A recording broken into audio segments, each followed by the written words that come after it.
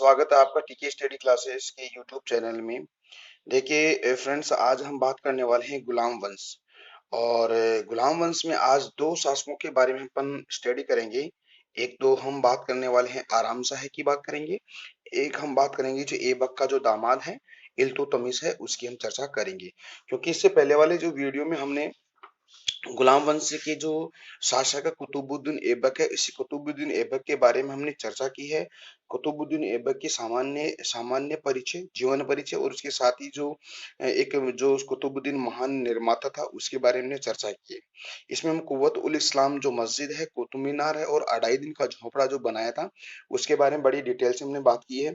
और इसके साथ ही हमने बात की जो मोहम्मद गोरी है, यानी कि उसके जो दो दास हैं, ताजुद्दीन यल्दोज और नासुरुद्दीन कुबाचा के बारे में हमने डिटेल से पढ़ा है। आज हम बात करने वाले हैं दोस्तों आराम शाह है, जो ऐबक का जो पुत्र था उसके बारे में बात करेंगे।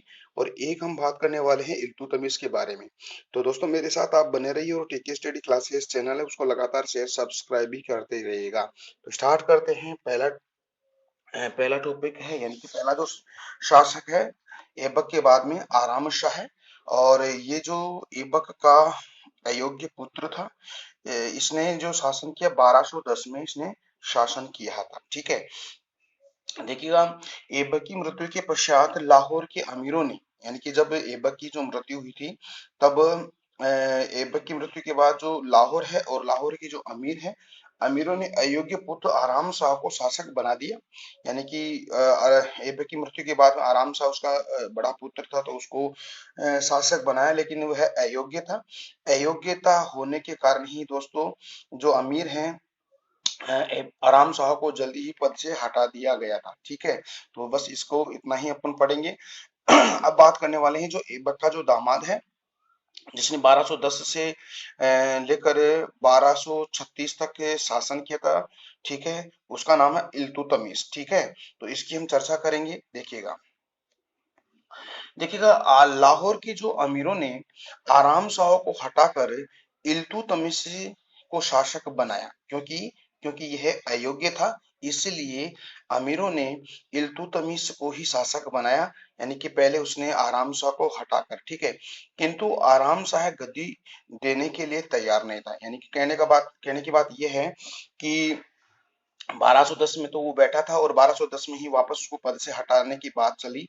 तब लाहौर के जो अमीर थे उन्होंने आराम शाह को गद्दी से हटाने की उन्होंने एक एक विचार किया। लेकिन दोस्तों ये आराम शाह गद्दी छोड़ने के लिए तैयार नहीं था। देखिएगा, अगर गद्दी नहीं छोड़ेगा तो अब सीधी सी बात है कि युद्ध होना बिल्कुल स्वाभाविक है। तो क्या होता है, इल्तुतमिश ने उसे युद्ध में पराजित करके दिल्ली सल्तनत की गद्दी पर बैठा। यानी कि फिर बाद में जब यह गद्दी नहीं छोड़ता आराम शाह, तब इल्तुतमिश उस पर आक्रमण कर देता है, युद्ध करता है। और युद्ध के अंदर ये जो आराम शाह है ये हार जाता है, क्योंकि ये अयोग्य था इसलिए ये हार जाता है। और दिल्ली सल्तनत की गद्दी पर कौन बैठता है, इल्तुतमिश से बैठ जाता है। ठीक है, देखिएगा, इल्तुतमिश से इल्बरी एक जनजाति है, उस इल्बरी जनजाति का एक तुर्क था। ये सबसे इंपॉर्टेंट है, ये ध्यान दीजिएगा। इल्बरी जनजाति का ये तुर्क था इल्तुतमिश। और कुतुबुद्दीन ऐबक ने इस गुलाम को 1 लाख जीतल में खरीदा था। यानी कि कहने का मतलब है कि ऐबक ऐबक को पहले कुकी ने खरीदा, फिर मोहम्मद गोरी ने खरीदा। ठीक है, फिर बाद में यानी कि इल्तुतमिश को किसने खरीदा था, यानी कि जो कुतुबुद्दीन ऐबक है उसने 1 लाख रुपए जीतल में खरीदा। इसका मतलब क्या हुआ, गुलामों का गुलाम कौन हो गया, इल्तुतमिश। ये क्वेश्चन आया हुआ है दोस्तों, तो याद रखिएगा, गुलामों का गुलाम इल्तुतमिश है। ठीक है, तो याद रखिएगा, ये इल्बरी जनजाति का था और जनजाति तुर्क था। और इसको कुतुबुद्दीन ऐबक ने 1 लाख जीतल के अंदर इसको खरीदा था, इसीलिए इल्तुतमिश को गुलामों का गुलाम कहा गया है। ठीक है, देखिएगा आगे बात करते हैं। इसने यानी कि इसने इल्तुतमिश ने ग्वालियर की विजय की थी, जिसके एवज में उसे सर्वप्रथम ग्वालियर की एकता प्रदान की गई। यानी कि उसको एकता प्रदान, एकता वैसे जैसे जैसे गवर्नर होता है वैसे उसको एकता बनाया गया था। ठीक है, जो इक्तेदारी उसको प्रदान की गई। फिर उसे बुलंद शहर की इक्ता बनाया गया, यानी कि फिर उसको बुलंद शहर का इक्तेदारी बनाया गया, यानी कि हम लोग गवर्नर बनाया गया। सुल्तान बनने के साथ यह बदायूं का इक्तेदार था। जब ये सुल्तान बना था तब जो इल्तुतमिश है वो बदायूं का क्या था, इक्तेदार था, यानी कि बदायूं का ये क्या गवर्नर था। तो याद रखिएगा, ग्वालियर का इक्तेदार था, और साथ ही जब ये सम्राट बनता है यानी कि सुल्तान बनता है, तब ये बदायूं का इक्तेदार, जो बदायूं कहाँ है, यूपी में है, ध्यान दीजिएगा। ओके, बात करते हैं आगे। मोहम्मद गोरी के दासों में एक एल्दोज, या मैंने बताया था यल्दोज और एल्दोज, अभी बताया था वीडियो के प्रारंभ में। एल्दोज भी अपने आप को दिल्ली की गद्दी का दावेदार मानता था, यानी कि जब मोहम्मद गोरी के दो दास थे, एक तो आपको पता है कुबाचा, और एक आपका यल्दोज था, यानी कि यल्दोज भी क्या, यानी कि दिल्ली की गद्दी की दावेदारी करता था, यानी कि उसने की यल्दोज ने, यानी एल्दोज ने उस समय गजनी पर अधिकार कर लिया था, यानी कि जब उसने दिल्ली की दावेदारी करी गद्दी की, इससे पहले उसने गजनी पर उसने अधिकार कर लिया, और अपने आप को एक पावरफुल शासक मानने लगा। तब ये देखा कि हम मैं दिल्ली की गद्दी पर भी मैं आसीन हो सकता हूँ, क्योंकि अब मेरी जो सेना है बहुत सुसंगठित हो चुकी है। तब ये दिल्ली की दावेदारी ठोकी उसने, ठीक है। देखिएगा, ध्यान रहे कि यह वही यल्दोज था जिसके डर से कुतुबुद्दीन ऐबक कभी दिल्ली नहीं आया और लाहौर में ही रहा, यानी कि जो यल्दोज कौन था, आपको पता है कि यल्दोज तो वही था जिसके डर से जो कुतुबुद्दीन कभी दिल्ली नहीं आया, यानी कि दिल्ली की तरफ रुख किया ही नहीं, और वो कहाँ था, लाहौर में ही रहा है, ठीक है। तो वही यल्दोज है जो मोहम्मद गोरी का दास था, ठीक है। एल एल्दोज की लड़ाई गद्दी को लेकर, यानी कि जो एल्दोज है, एल्दोज की लड़ाई जो गजनी को लेकर, एक शासक था, बड़ा ही खूंखार शासक था, ख्वारिज्म शाह, ठीक है। इस ख्वारिज्म शाह से हुई, यानी कि एल्दोज ने जब गजनी की जो गद्दी को लेकर या गजनी को लेकर जो ख्वारिज्म शाह से उससे लड़ाई होती है, जिसमें यल्दोज उस ख्वारिज्म शाह से है क्या पराजित हो जाता है, और ख्वारिज्म शाह ने उसे वहां से खदेड़ देता है, और ये भाग कर कहाँ चलाता है, यल्दोज लाहौर चला आता है। इसका मतलब यह है कि गजनी का जो बड़ा ही पावरफुल शक्तिशाली शासक था ख्वारिज्म शाह, बड़ा ही खूंखार था, ठीक है। तो उससे जब लड़ाई होती है तब यल्दोज इस ख्वारिज्म शाह से पराजित हो जाता है, और उसके डर के मारे वो भागकर लाहौर शरण लेता है, ठीक है। यह इल्तुतमिश के लिए सबसे अच्छा मौका था दोस्तों, क्योंकि उसने अपनी सूझबूझ से परिस्थितियों का लाभ उठाकर तराइन के तृतीय युद्ध, यानी कि हम कह सकते हैं 1215 ईस्वी में यल्दोज को हरा दिया। देखिए दोस्तों, यहाँ पे मिस प्रिंट हो गया है, यल्दोज लिखिएगा यहाँ पे, ठीक है। तो एल्दोज को हराया, यानी कि आपको पता है कि तराइन के दो युद्ध मैंने आपको बताया, ऐसे तीन युद्ध हैं। तराइन का जो प्रथम युद्ध होता है वो 1191 में जो पृथ्वीराज चौहान और मोहम्मद गोरी के मध्य होता है, ठीक है, जिसमें पृथ्वीराज चौहान विजित होता है। फिर सेकंड होता है कि 1192 में, और उसमें फिर मोहम्मद गोरी जीत जाता है, ठीक है। और ये तीसरा जो तराइन का तीसरा युद्ध होता है 1215 ईस्वी में होता है, एल्दोज यानी कि जो मोहम्मद गोरी का जो दास था उसके मध्य और इल्तुतमिश के मध्य, ठीक है। अब देखिएगा, इसमें क्या होता है, देखिएगा, जो एल्दोज है वो हार जाता है, इल्तुतमिश से विजित हो जाता है। देखिएगा, इल्तुतमिश के सामने अगली समस्या कुबाचा की थी। वही बात है कि जो इल्तुतमिश के सामने कुबाचा, कुबाचा कौन था, यानी कि कुबाचा था यानी कि मोहम्मद गोरी का दूसरा दास था। इसकी समस्या थी कि क्योंकि यह मोहम्मद गोरी का दूसरा गुलाम था। ध्यान रहे कि कुतुबुद्दीन ऐबक ने अपनी बहन का विवाह कुबाचा से किया, यानी कि इसे यल्दोज यानी कि सॉरी कुबाचा को अपने तरफ करने का एक इसका इसका सीधा साधा एक समस्या का समाधान करने का ये था कि उसने अपनी अपनी जो बहन थी उसका विवाह किसके साथ कर दिया, कुबाचा के, और कुबाचा फिर क्या हो है, यानी कि वो इल्तुतमिश के अधीन हो जाता है, ठीक है। देखते हैं आगे। देखिए दोस्तों, जो कुबाचा है, कुबाचा मुल्तान और सिंध जो प्रांत में रहता था, यानी कि जो कुबाचा था वो सिंध और मुल्तान में रहता था, और इल्तुतमिश ने अपनी दो जो सेनाएं हैं, दो सेनाएं इन क्षेत्रों पर अधिकार करने के लिए भेजी। यानी कि यानी कि अपने जो जब उसकी अपनी बहन की शादी करता है, फिर भी ये जो मोहम्मद सॉरी इल्तुतमिश है, उसने मुल्तान और सिंध पर क्या करता है, दो सेनाएं भेजता आक्रमण करने के लिए।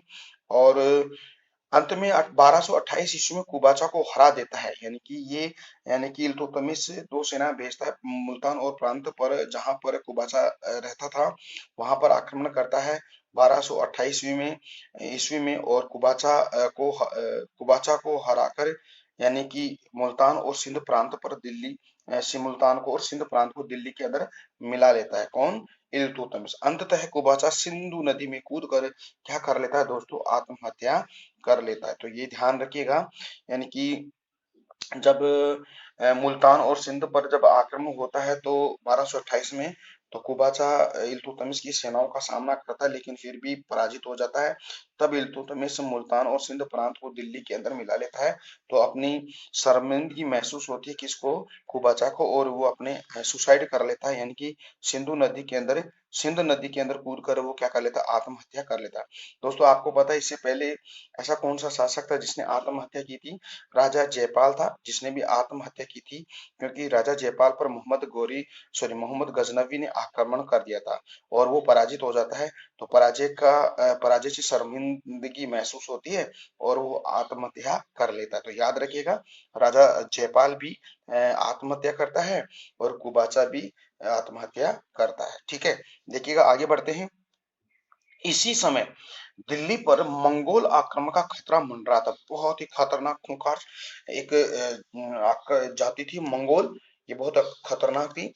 तो इसी समय क्या होता है कि दिल्ली पर मंगोल आक्रमण का खतरा मंडराता है, क्योंकि मंगोल चंगेज खां के ख्वारिज्म के साम्राज्य पर अधिकार कर लेते, क्योंकि मंगोल थे, जो आपको पता है कि जो ख्वारिज्म शाह है, जिसको किसने हराया था? यानी कि कुतुबुद्दीन ऐबक, सॉरी, हाँ, एल्दोज को हराया था, जो मोहम्मद गोरी का पहला दास था। यानी कि इसका मतलब है, यानी कि एल्दोज को ख्वारिज्म को हरा दिया गया। तो ख्वारिज्म में भी बड़ा ही खूंखार शासक था। तो इनसे भी खतरनाक एक जाति थी मंगोल। और मंगोलों का जो शासक था, वो बड़ा ही फेमस शासक था, चंगेज खान, यानी कि चंगेज खान था। ठीक है, तो आप 11th क्लास की जो आरबीएससी की बुक है, उसमें आप हिस्ट्री के अंदर देखिएगा, चंगेज खान का पूरा डिटेल दे रखी है। तो हिस्ट्री की किताब पढ़िएगा। ठीक है, तो चंगेज खान ने ख्वारिज्म के साम्राज्य पर अधिकार कर लिया। देखिएगा, ख्वारिज्म शाह ने किसको हराया? एल्दोज को हराया और गजनी पर अधिकार कर लिया। लेकिन चंगेज खान ने ख्वारिज्म शाह के साम्राज्य पर अधिकार कर लिया। इसका मतलब ख्वारिज्म शाह से खतरनाक शासक कौन बना?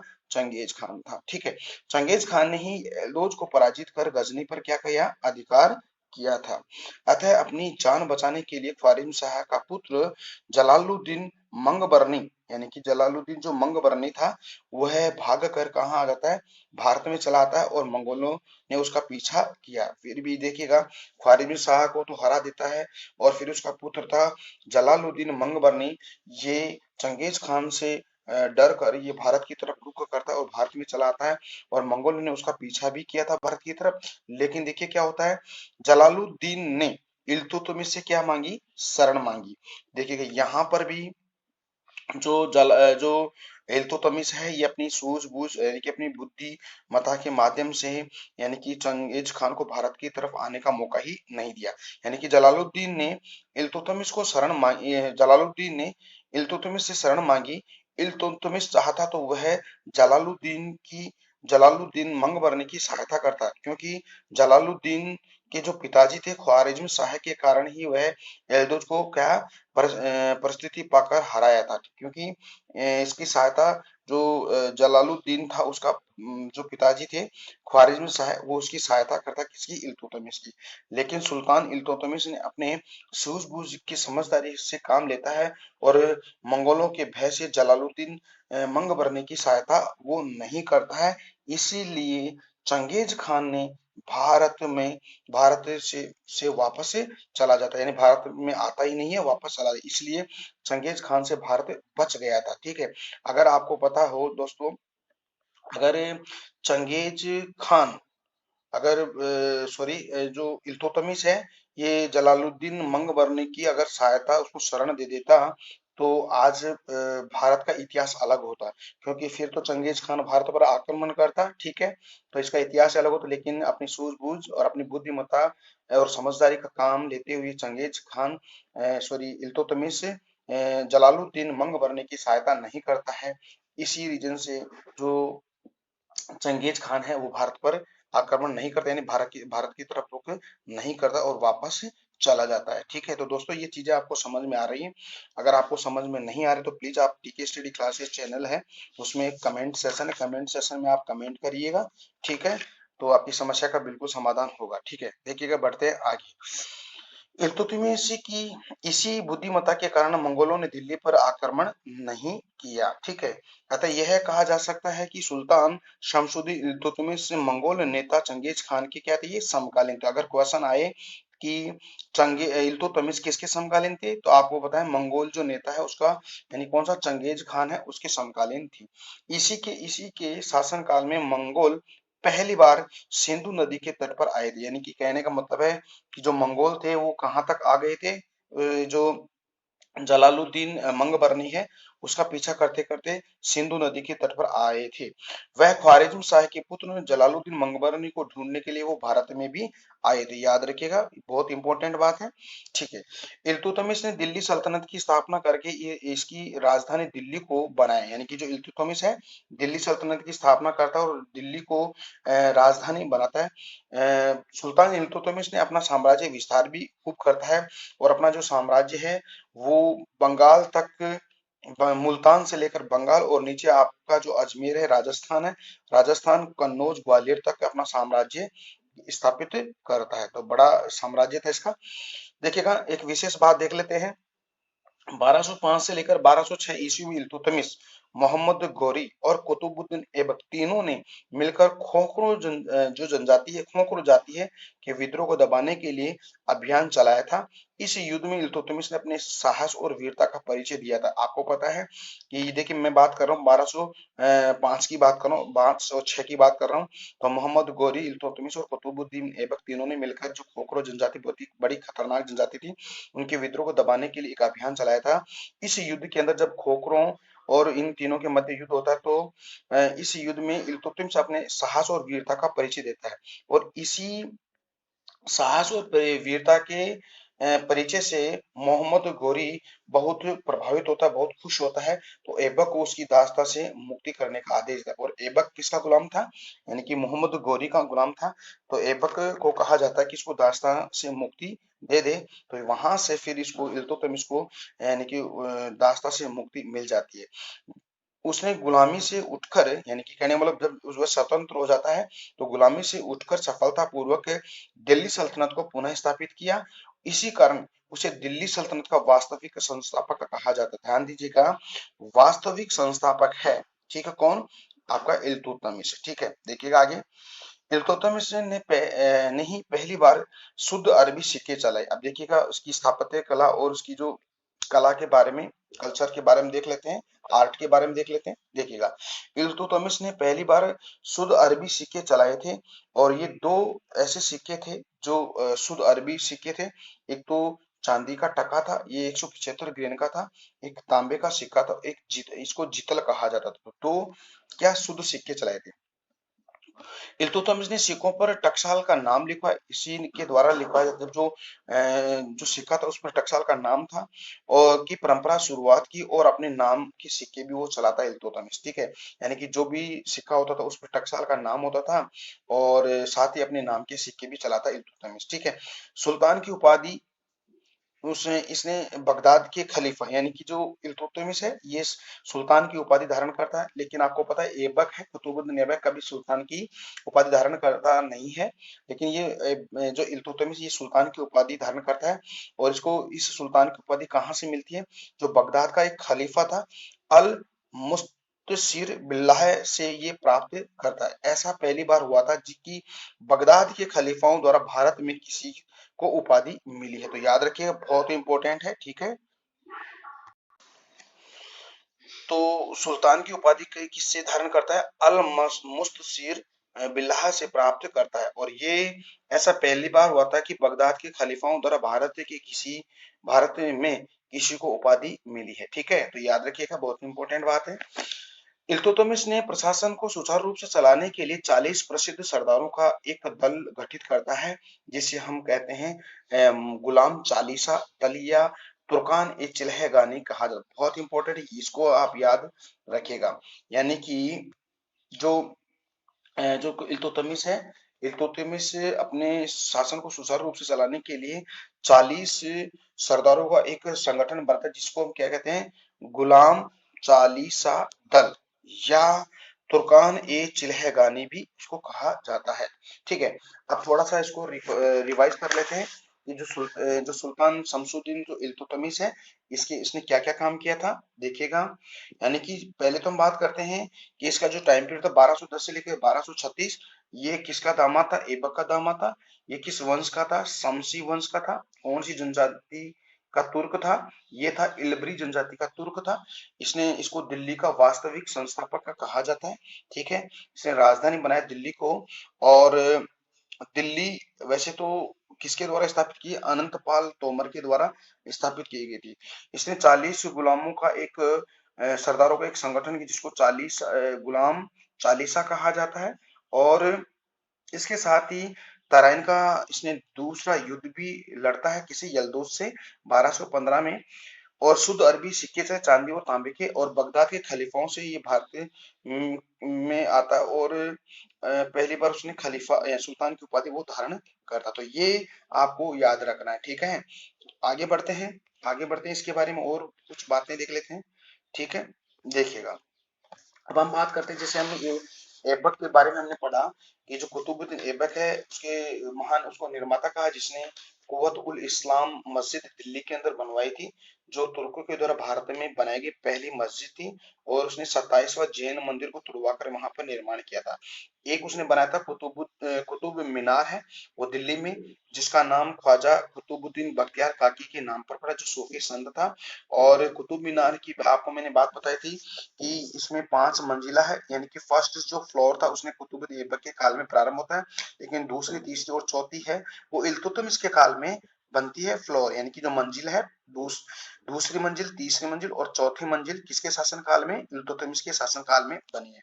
इसके साथ ही जो पांचवी मंजिल है, वो जो तुगलक वंश का एक शासक था फिरोज शाह तुगलक, जिसने जौनपुर सिटी बसाई थी। ठीक है, तो ये याद रखें। ऐसे हम बात करने वाले हैं जो इल्तुतमिश है इसके बारे में। देखिएगा, इल्तुतमिश एक महान निर्माता था। देखिएगा इसने क्या क्या किया था, देखिएगा। दिल्ली के अंदर कुतुब मीनार का निर्माण पूरा करवाया किसने, इल्तुतमिश ने। यानी कि कुतुब मीनार को का कार्य किसने पूरा करवाया, इल्तुतमिश ने। और अपने पुत्र नासिरुद्दीन महमूद, यानी कि 1229 का एक मकबरा बना, जिसको सुल्तान गढ़ी का मकबरा भी कहते हैं। तो इसने दिल्ली के अंदर क्या बनाया, एक मकबरा बनाया, जिसका नाम है सुल्तान गढ़ी का मकबरा। और ये तुर्कों द्वारा भारत में बनाया गया पहला मकबरा। देखिएगा, पहली मस्जिद, तुर्कों के द्वारा पहली मस्जिद बनाई थी कुवत उल इस्लाम मस्जिद दिल्ली के अंदर, किसने, कुतुबुद्दीन ऐबक के द्वारा।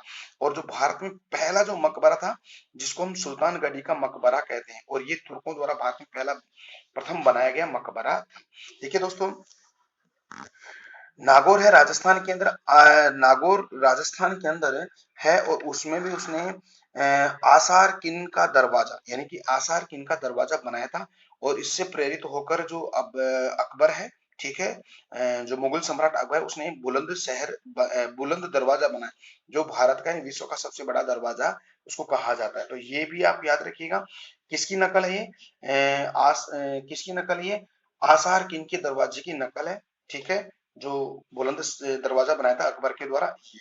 ठीक है, बदायूं, बदायूं यूपी। देखिएगा, बदायूं के अंदर हौज ए शमसी, देखिएगा, हौज ए शमसी या शमसी ईदगाह है। देखिएगा, ये ईदगाह है, ईदगाह है, शमसी ईदगाह है। ठीक है, तो बदायूं के अंदर हौज ए शमसी या ये शमसी ईदगाह है की स्थापना होती है, करवाता है इल्तुतमिश। दिल्ली के अंदर इल्तुतमिश का मकबरा है। यानी कि ये इस स्क्रिच शैली में बना भारत का पहला मकान, यानी कि शैली है। ठीक है, स्क्रिच शैली इसमें बनाया गया पहला ये मकबरा है, इल्तुतमिश का मकबरा दिल्ली के अंदर। ठीक है, देखते हैं आगे। अब देखिए, अंततः सन 1236 ईस्वी में बामियान पर आक्रमण करने के लिए जाते समय रास्ते में ही जो सुल्तान इल्तुतमिश है वो बीमार पड़ गया और 30 अप्रैल 1236 को उसकी क्या हो जाती है, मृत्यु हो जाती है। यानी कि 1236 के अंदर क्या होता है कि ये बामियान पर आक्रमण करता है और बामियान पर आक्रमण करने के साथ ही रास्ते में इसकी तबीयत खराब हो जाती है, कि इसके फीवर हो जाता है, बुखार हो जाती है और बुखार होने से क्या होता है, 30 अप्रैल 1236 को उसकी मृत्यु हो जाती है। सन 1236 ईस्वी में इल्तुतमिश की मृत्यु के पूर्व ही अपनी योग्य पुत्री, यानी कि जब इल्तुतमिश की मृत्यु होती है उससे पहले ये अपनी योग्य पुत्री रजिया को अपना उत्तराधिकारी घोषित कर देता है। और क्योंकि उसका जो ज्येष्ठ पुत्र था नासिरुद्दीन महमूद की मृत्यु 1229 में हुई और जिसकी याद में सुल्तान इल्तुतमिश ने दिल्ली पर इसका मकबरा सुल्तानगढ़ी के नाम से बनवा था, जो कि तुर्कों द्वारा भारत में बनाया गया पहला मकबरा है। ठीक है, तो मैंने अभी आपको बताया सुल्तानगढ़ी का जो मकबरा है ये इल्तुतमिश बनवाता अपने पुत्र किसके किसकी याद में, नासिरुद्दीन महमूद की याद में, जिसकी मृत्यु 1229 में हो जाती है। ठीक है, इल्तुतमिश की मृत्यु के पश्चात उसका अयोग्य पुत्र रुकनुद्दीन फिरोज शाह गद्दी पर बैठता है। यानी कि वैसे तो उत्तराधिकार किसको घोषित कर देता है, रजिया को घोषित कर देता है, लेकिन उसका एक पुत्र था यानी कि रुकनुद्दीन फिरोज शाह, ये गद्दी पर बैठता है। इसके गद्दी पर बैठने से ही चारों तरफ विद्रोह हो जाता है, क्योंकि ये अयोग्य था। जैसे ही ये गद्दी पर बैठता है तो चारों तरफ जो भी सीमांत प्रांत के जो शासक थे वो क्या विद्रोह कर देते हैं। फिर फिरोज शाह इन विद्रोह को दबाने के लिए क्या करता था, दिल्ली से बाहर चला जाता है और फिर रजिया लाभ उठाकर क्या सुल्तान बन जाती है, गद्दी पर बैठ जाती है। फिर जब वापस आता है तो रजिया अपने जो भाई है उसको गिरफ्तार करके बंदी गृह में डाल देती है। ठीक है, और फिर अब ये शासक बन जाते हैं। तो दोस्तों हम अगला जो टॉपिक पढ़ेंगे सुल्तान रजिया सुल्तान के बारे में पढ़ेंगे, जो पहली मुस्लिम शासिका है, यानी कि सुल्तान बनती है जो। ठीक है, तो दोस्तों आज का वीडियो कैसा लगा, उम्मीद करता हूँ अच्छा लगा है। तो अगर आपको अच्छा लगा तो टीकी स्टडी क्लासेस चैनल है उसको लाइक शेयर सब्सक्राइब भी करते रहेगा। ठीक है, फिर हम कल मिलते हैं एक नए टॉपिक के साथ। तब तक के लिए मेरे को इजाजत दीजिएगा। नमस्कार, जय हिंद, जय Bharat, bye bye, take care.